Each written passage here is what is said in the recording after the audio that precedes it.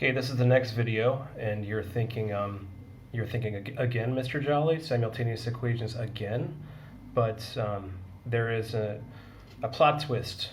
So these are not just the linear simultaneous equations; they are lines in what we call conic sections, and conic sections are circles, hyperbolas, and in this case, it's just a parabola, which we're familiar with. I got some feedback about my previous videos. I was told that they're a little boring, so I brought a friend with me. And we need to build a wall. Okay, and it has to be built quickly. We need to build a wall. Okay, well, I asked him to introduce himself, but anyway, he's obsessed with these walls, so that's all he really says. He's kind of weird. I met him earlier, but anyway, let's get going. So what happens with these, is if you graph them, we know how to graph parabolas, we know how to graph lines. And sometimes they cross, sometimes they don't. Okay, in this instance, we're going to have two solutions because, as you know, parabolas are, sorry, I'm getting monotoned again. I'm trying to work on that. The videos will improve as I do these. I haven't been in quarantine. We haven't been in quarantine for a while. Anyway, so we're going to shift it down.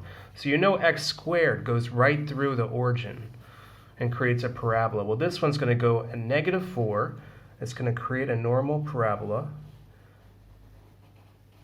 I don't know why I said normal, like as opposed to an abnormal parabola, I guess. Not sure what I meant by that, but ooh, that's ugly. But anyway, I'm going to leave it because I don't want to make another video. So that is the parabola. And then 2x minus 1, as you know, it's going to cross the y-axis at -1. So for this one, we're going to have two solutions.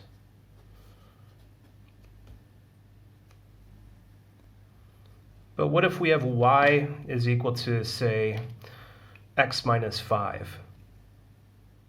If that's the case, we're going to cross here, and we're going to have no solution.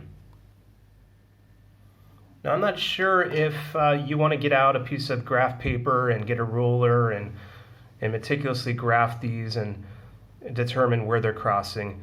If that's what you're into, go for it. But what I'm suggesting is we solve them algebraically, and in fact, that's 1.4 of your textbook. So that's what we're going to get into now.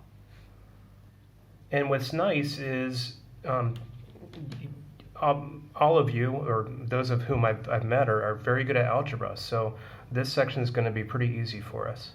So let's have a look. Let's go ahead and try to solve this. And now as we look at this, I think we're beginning to recognize that it's just a quadratic. And all we do is factor it. We can use the quadratic formula, or we can complete the square if it comes down to it. Let's hope not. Let's hope we can get through this one with just factoring. Great, we made it. That wasn't too bad. So now we have to figure out where it's crossing on the crossing. Like we're finding points. We have to find out where it's crossing, what the x coordinate is. We have to find out what the y coordinate is. So we're just going to take each of these, put it in for x for either equation. I prefer the easier one personally, not because I'm lazy, just because I'm extremely efficient. So I'm going to put the 3 in for x, and I'm going to write my solutions as ordered pairs. So I'm going to write them like this. And then the other one's going to be like this.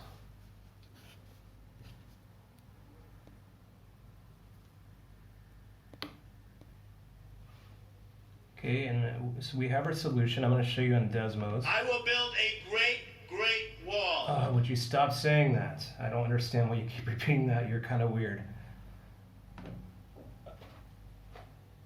Yo, what's up with your board? Oh, Vin Diesel, I didn't know you came. I don't know. This guy's weird. I actually think I'm going to ask him to leave. So I just want you to visualize it where it's crossing, and sure enough, sorry, I don't have steady hands, but 3, 5, and -1, -3. So we got it right.